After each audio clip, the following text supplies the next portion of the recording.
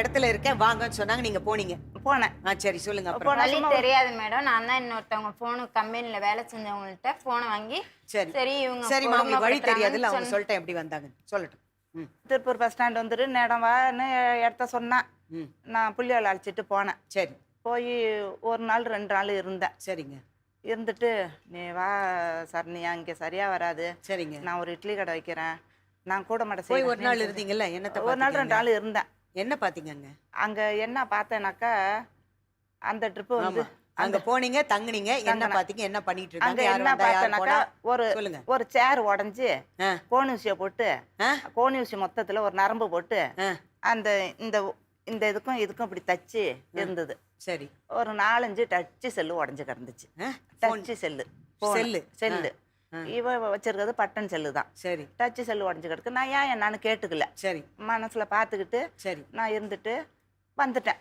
சரி. அந்த நட போயிட்டு வந்துட்டேன். மறுபடியும் கூப்பிட்டேன், இல்லை அப்படின்ச்சு. திரும்ப இந்த பொண்ணு அவன் வந்து இந்த பொண்ணு ஒரு வாட்டி பார்க்க போயிருந்துருக்கு. அப்ப அந்த பொண்ணு யாருங்க? விஜயா பேர் இருக்குல்ல, விஜயா. சொல்லுங்க. பார்க்க போயிருந்துருக்கு. அப்ப அந்த பையன் என்ன பண்ணிருக்கான், இழுத்து போட்டு அடின்னு அடிச்சிருக்கான். செம்ம அடி அடிச்சிருக்கான். யாரு? அந்த கந்தரக்கோட்டைக்காரன். நீங்க அங்க போனப்ப பாத்தீங்களா?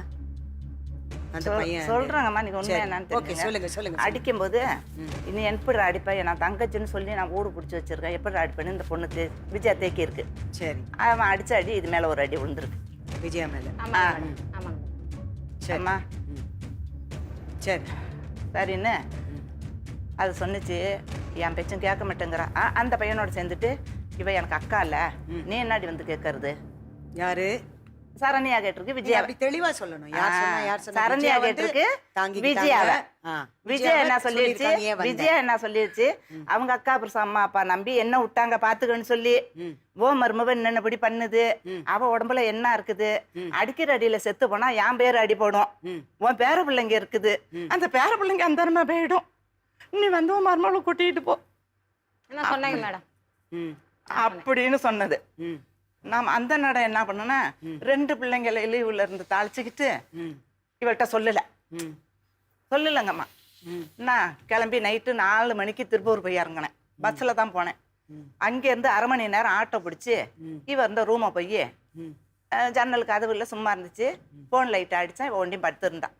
தட்டி பார்த்தேனாக்கா இந்த சின்ன பையன் அம்மான்னு கூப்பிட்டான். இல்லை அம்மாவை கூப்பிடுறா அப்படின்னு முழிச்சு லைட்டை போட்டான். லைட்டை போட்டுட்டு கதவை திறந்து விட்டான். இந்த பிள்ளைய வந்துருக்குது இல்லைங்கம்மா, 2 வருஷம் ஆச்சு இல்லைங்கம்மா. என் கண்ணை என் பொண்ணை எப்பப்பா அந்த எப்போ ஃபோன் பண்ணாமல் வந்தீங்க ஒரு வார்த்தை கேட்கணுமாம்மா. 10 மாதம் வயிற்றுல வச்சு பெற்றவ தானம்மா.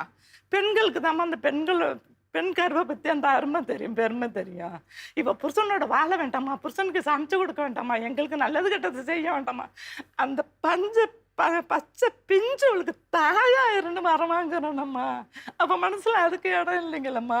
இவங்கதான் கொண்டாந்து சேர்த்து வச்சதும், இவங்கதான் சேர்த்து வச்சதும்.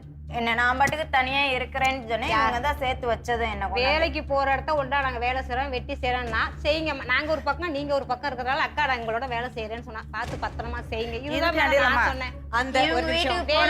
அந்த பையனை கொண்டு வந்து சேர்த்து வச்சது இவங்க தானே.